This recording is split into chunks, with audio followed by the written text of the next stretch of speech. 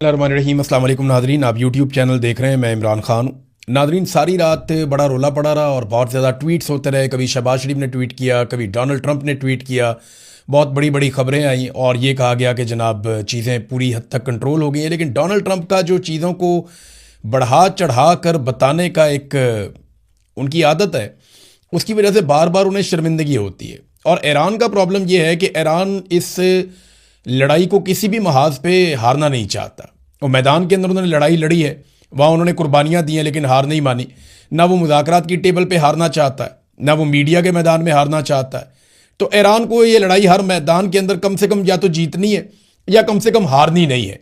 तो Donald Trump का भी मसला ये है कि डोनाल्ड ट्रंप बार बार फेस सेविंग के चक्कर में कोई ना कोई ऐसा स्टेटमेंट दे देते हैं जो उनके गले पड़ जाता है। पहले देखें इन लोगों ने किया क्या। फिर बाकर कालीबाफ जो मुज़ाकरात कमेटी के हेड हैं ईरान की जानिब से, उन्होंने सारी चीज़ें खोल कर सामने रख दी और डोनाल्ड ट्रंप के साथ झूठ उन्होंने 1 घंटे में पकड़े। वो क्या था, लेकिन पहले आप ये देखें कि एक स्टेटमेंट आता है इराक़ची की जानिब से और वो ये कहते हैं कि सीज़ फायर क्योंकि हमारा हो गया था और लबनान के अंदर हमारी जो शर्त थी वो सीज़ फायर हो गया और अब हम कमर्शियल जो जहाज़ हैं वो गुजर सकते हैं आबनाए हुरमुज़ में से, और ये मुकम्मल तौर पे ओपन है कमर्शियल जहाज़ों के लिए। और ये सीज़ फायर का जो एक दौरानिया है उसके बीच में ये खुले रहेगी, अब इसके अंदर कोई बंदिश नहीं है। लेकिन साथ ही उन्होंने इसकी एक कंडीशन लगा दी, on the coordinated routes as already announced by Ports and Maritime Organisation of the Islamic Republic of Iran. यानी ये जो भी होगा ये ईरान के जेरे इंतजाम होगा, यानी इसके ऊपर कंट्रोल ईरान का रहेगा, लेकिन ये खुली रहेगी। इसके ऊपर डोनाल्ड ट्रंप ने ईरान का शुक्रिया अदा किया और डोनाल्ड ट्रंप ने खुशी का इजहार किया कि जनाब आबनाए हुरमुज़ खुल गई है, और ये एक बड़ी फेस सेविंग डोनाल्ड ट्रंप को बज़ाहिर मिल गई। लेकिन उसके बाद डोनाल्ड ट्रंप ने मीडिया के साथ जो जो बातें कर दी वो ईरान को उसका जवाब देना पड़ गया। और अब जब मैं ये वीडियो रिकॉर्ड कर रहा हूं तो थोड़ी देर पहले बाकर कालीबाफ जो स्पीकर हैं ईरान के और उसके साथ साथ वो मुज़ाकराती कमेटी के हेड भी हैं, उन्होंने डोनाल्ड ट्रंप का सारा चट्टा कट्टा खोल दिया अपने ट्वीट के ऊपर और एक स्टेटमेंट भी जारी कर दिया, जबकि ईरानी वजारत खारजा ने भी एक स्टेटमेंट इस बारे में जारी कर दिया है। डोनाल्ड ट्रंप ने एक दावा यह भी किया कि ईरान अपनी अफसूदा शुदा यूरेनियम, यानी वो यूरेनियम जिसका वजन लगभग 450 किलो है, और वो यूरेनियम जो 60% तक अफसूदा हो चुकी है, यानी उसको एटमी मवाद बनाने के लिए या एटमी धमाका करने के लिए या एटमी तजर्बा करने के लिए चंद दिनों में इस काबिल बनाया जा सकता है अगर ईरान कोशिश करे तो। डोनाल्ड ट्रंप ने यह दावा किया कि वो अमेरिका के हवाले कर देगा ईरान। अब पूरी दुनिया में इस पर खबरें चलना शुरू हो गई कि जनाब ईरान ने यह फैसला कर लिया है कि वो अफसूदा यूरेनियम हवाले कर देगा डोनाल्ड ट्रंप के। और मुझे ये बहुत बड़ी कामयाबी लगी डोनाल्ड ट्रंप की, क्योंकि ये बहुत बड़ी वॉर ट्रॉफी है। अगर कहीं ये यूरेनियम डोनाल्ड ट्रंप किसी जगह पर रख के इसका मुआयना करने के लिए आ जाए या उसको देख ले या डोनाल्ड ट्रंप की टीम उसको देख ले और डोनाल्ड ट्रंप इसकी सिर्फ तस्वीर जारी कर दे कि जनाब हमने ईरान से ये यूरेनियम हासिल कर ली है, अब ये अमेरिका के कंट्रोल में, अमेरिका के कब्जे में है, तो ये एक बहुत बड़ी कामयाबी हो सकती है अमेरिका की। जो खबरें मार्केट में आई उनमें एक ये था कि कोई $20 अरब ईरान को मिल जाएंगे, इसमें आबनाए हुरमुज़ के ऊपर ईरान का कंट्रोल हो जाएगा, यूरेनियम जो है वो अमेरिका के हवाले कर दी जाएगी, ईरान कभी भी एटमी हथियार नहीं बनाएगा। इस किस्म की बहुत सारी चीज़ें मार्केट के अंदर आ गई। लेकिन क्या ये वो चीज़ें हैं जिन पे अरब ममालिक मान जाते? मुझे ये बातें सुनकर हैरत तो हो रही थी। अच्छी बात तो ये है कि अमन हो रहा था, और मुझे आसिम मुनीर साहब की काबिलियत पे भी हैरत हो रही थी कि वो इतनी ज़बरदस्त चीज़ें ईरान से मनवा कर उठ गए कि आप यूरेनियम अमेरिका के हवाले कर दें और आबनाए हुरमुज़ को कंट्रोल कर लें। क्योंकि आबनाए हुरमुज़ को अगर कंट्रोल कर देते हैं ईरानी, जैसा कि डोनाल्ड ट्रंप ने मुबारकबाद दी और ईरान ने कहा कि हमने खोल दी है लेकिन वो हमारे कंट्रोल के मुताबिक चलेगी, तो ये तो अरब ममालिक को कभी भी काबिल कबूल नहीं होगा।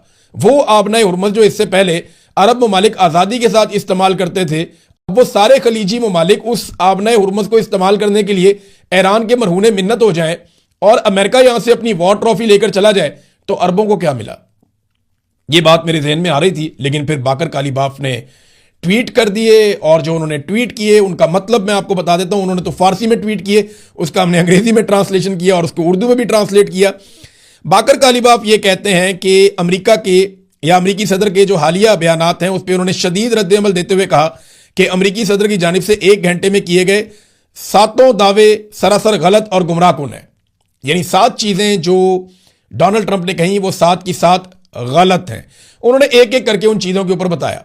फिर उन्होंने ये भी कहा कि हमारी जो वजारत खारजा है उसका जो बयान है या इंटरव्यू है उसको आप पढ़ लें, आप गुमराह होने से बच जाएंगे, ईरानी मौक़िफ़ आपको वहां पे मिल जाएगा। उन्होंने कहा जी कि अमेरिका झूठे बयानिए के जरिए जंग में कामयाबी हासिल नहीं कर सकता और ना ही मुज़ाकरात में किसी नतीजे पे ऐसे वो पहुंच सकेगा।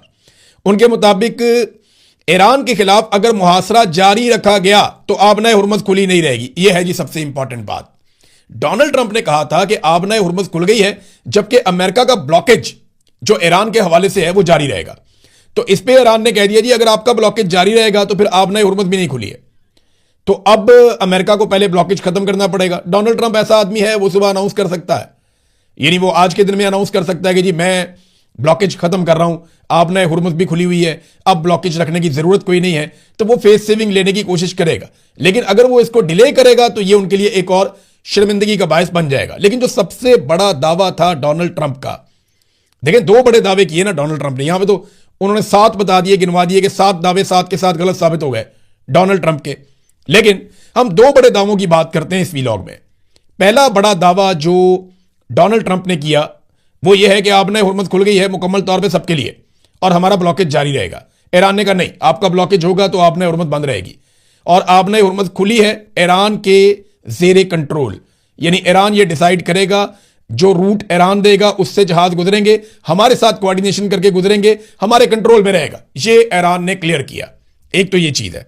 दूसरी जो सबसे बड़ी चीज है जो अमेरिका के लिए एक वॉर ट्रॉफी है कि जनाब ये हमने जीतना है हर हाल में, वो है कि वो यूरेनियम लेकर चले जाएं, जो एनरिच्ड यूरेनियम है वो उसको वहां से ले जाएं। अब इसके ऊपर जो स्टेटमेंट है वो मैं आपको पढ़ के सुना देता हूं ताकि ज्यादा क्लैरिटी आ जाए। वो जो स्टेटमेंट है इसके अंदर जिसका लिंक शेयर किया है बाकर कालीबाफ ने, वो स्टेटमेंट ये कहती है कि Iran enriched uranium is not going to be transferred anywhere under any circumstances, कि ईरान की जो अफसूदाशुदा यूरेनियम है वो किसी भी सूरत में किसी भी जगह पे कहीं भी ट्रांसफर नहीं की जा रही, उसको मुल्क से बाहर नहीं भिजवाया जाएगा। और ये जो अगला जुमला है ना, इस पे है सारा जोर। उसमें वो कहते हैं कि just as Iranian soil is sacred so is enriched uranium.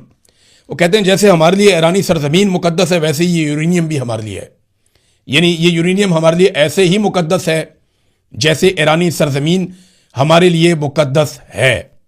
ये हैं वो 2 चीज़ें जो डोनाल्ड ट्रंप की गलत साबित हुई।